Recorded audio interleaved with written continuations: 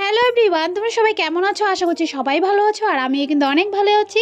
আজকে থেকে কিন্তু গণেশ পুজো শুরু হয়েছে, তো সেই ব্লগে তোমাদের সাথে একটু শেয়ার করলাম। আজকের দিনটা ছিল 7ই সেপ্টেম্বর, আর 7ই সেপ্টেম্বর শনিবার ছিল, সেটা তো তোমরা জানোই। তো দেখো, আর শনিবার বলে আজকে কিন্তু আমাদের বাসায় ছোট্ট করে বার পুজো করা হবে।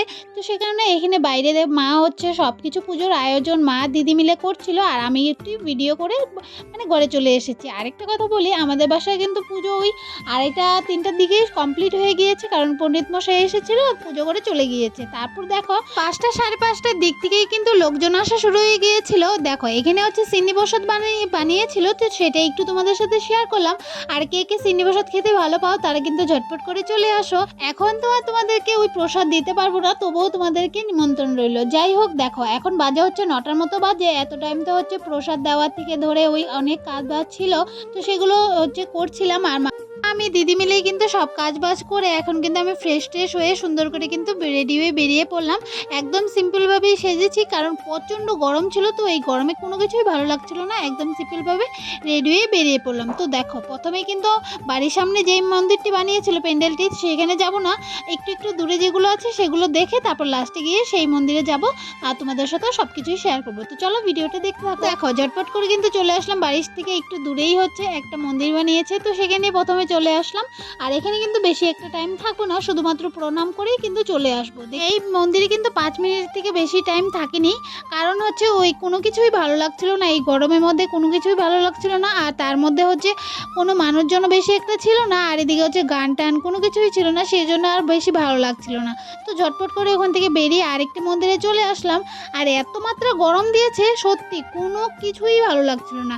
খালি মাথায় ছিল যে কতক্ষণে সবগুলো ঠাকুর দেখবো আর কতক্ষণে ঝটপট করে বাড়ি চলে আসবো, আর কোনো কিছুই মাথায় ছিল না, এটাই ছিল। তারপর দেখো কথা বলতে বলতে কিন্তু আরেকটা ঠাকুর দেখে চলে আসলাম। সেখানে কিন্তু ছোট্ট করে বানিয়েছিল, মূর্তিও ছোট করে ছিল, প্যান্ডেলও ছোট করেই ছিল। তারপর হচ্ছে আরেকটু দূরেই কিন্তু আরেকটা প্যান্ডেল বানিয়েছে। এখানে কিন্তু প্যান্ডেলটা খুব দারুণ ছিল।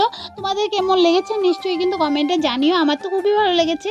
তো দেখো এই সবগুলো মন্দিরই কিন্তু আমাদের বাড়ির সামনেই হয়, কোনোটা 5 মিনিট, কোনোটা 10 মিনিট, কোনোটা 15 মিনিট, এতটুকুই মানে আগে পিছিয়ে হবে, বেশি একটা দূরে না, সবগুলো কিন্তু কাছাকাছিই আছে। তো এখন হচ্ছে মন্দিরের ভেতরে যাব, আর ভেতরে গিয়ে 1-2টো ফটো উঠে চলে আসব। তো দেখো মন্দিরটা কিন্তু খুবই সুন্দর, মানে প্যান্ডেলটা করেছে মন্দির বলছি, তো খুবই ভালো লাগছিল, আমার তো দারুণ লেগেছিল। তো দেখো ভাগ্নি আর আমি কিন্তু ঝটপট করে চলে আসলাম হচ্ছে এখানে ফটো উঠবো সে কারণে। আর কখন থেকে বক বক বক বক করেই যাচ্ছি, আর তোমাদেরকে কিন্তু আমার ফুল লুকটা দেখানোই হয়নি। তো দেখো এখন তোমাদেরকে ফুল লুকটা দেখিয়ে দিলাম। এখন হচ্ছে 1-2টো ফটো উঠবো, আর ফটো উঠেই কিন্তু বাড়ি চলে আসবো। আমার এই ফুল লুকটা আমাকে কেমন লেগেছে নিশ্চয়ই কিন্তু কমেন্টে জানিও। আমি তো ফটো ওঠার জন্য মানে দাঁড়িয়েছিলাম, আর কোন ফাঁকে যে ভাগ্নি একটু ভিডিও করে নিয়েছে আমি জানিই না। যাই হোক, এদিকে হচ্ছে তোমাদেরকে একটু ফুল লুকটা দেখিয়ে দিলাম, আর ফটোশ্যুটের জায়গাটা কি সুন্দর বানিয়েছে সেটাও একটু দেখিয়ে দিলাম।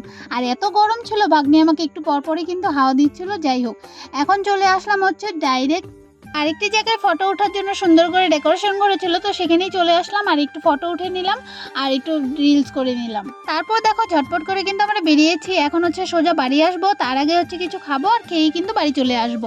তো এখানে হচ্ছে অনেকগুলো বাস দাঁড়িয়ে আছে, আর সবগুলোই কিন্তু গুনগুন বাস ছিল, তো সেটা তো তোমরা দেখতেই পাচ্ছ। আর গুনগুন বাস কিন্তু আসামে সবাই চেনো। তো গুনগুন বাসের হচ্ছে মালিকের বাড়ির সামনে দিয়েই কিন্তু চলে আসলাম। আর যারা যারা জানো না, মালিকের বাড়ি কিন্তু কোকরাঝাড়েই হয়। যাই হোক, এখানে হচ্ছে ভাগ্নি হচ্ছে আইসক্রিম খাবে, তো ওকে আইসক্রিম কিনে দিয়ে তারপর হচ্ছে আমি ফুচকা খাবো, তো ফুচকার দিকে চলে আসলাম। এখন কিন্তু ঝটপট করে ফুচকাগুলো খেয়ে নিবো, আর খেয়েই কিন্তু বাড়ির সামনে যে পুজো হয়েছে তো সেখানেই যাব। তো দেখো এইখানে কিন্তু লাস্টে আসলাম, কারণ বাড়ির সামনে বলে কথা, তো সবার লাস্টেই আসতে হয়, তাই না? তো দেখো এখানে কিন্তু ঝটপট করে চলে আসলাম।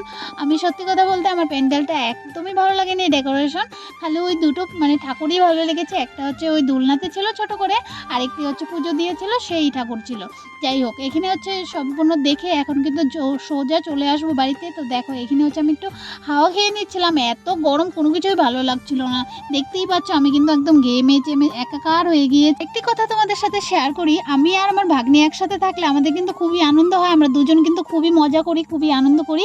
তো আমাদের কিন্তু আর কারোই মানে প্রয়োজন হয় না। তো আমরা সুন্দর করে ঘুরে চুরে এখন কিন্তু বাড়ি আসবো। তো ওকেই বলছিলাম যে চল বাড়ি চলে আসি, ওই 11টার মতো হয়তো বাজলোই। তো দেখো এখন কিন্তু বাড়ির দিকে রওনা দিয়ে দিচ্ছি, আর ভাগ্নিকে বলছিলাম আয় এখানে কিন্তু ভিডিওটা শেষ করি। ওই বলছিলাম। তারপরেই হচ্ছে আমার বোনের সাথে দেখা হয়ে গেল। তো বোন বলছিল যে একটু দূরেই আরেকটি মন্দির বানিয়েছে, সেখানে সুন্দর বানিয়েছে, মার্চেন্ট কালীবাড়ি যেটাকে বলে। তো সেই মন্দিরেই যাচ্ছিলাম।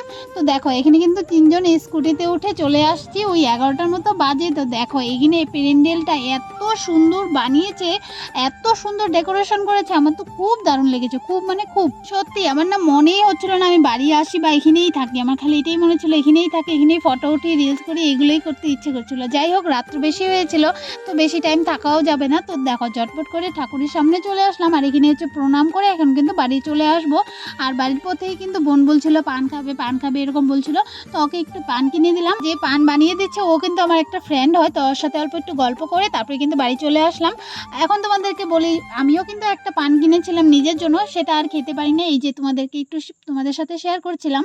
তো এই পানটা শেয়ার করা পর্যন্তই যথেষ্ট, তারপরে আর ওটা খেতেই পারিনি, রেখেছিলাম কিন্তু আর পরে মনেই ছিল না যে খাবো। তো সে কারণে অনেক দিন পর বার করেছি, তো সেটা নষ্টই হয়ে গিয়েছিল। যাই হোক, তো ভিডিওটা আমি এখানেই শেষ করছি। সবাই ভালো থেকো, সুস্থ থেকো।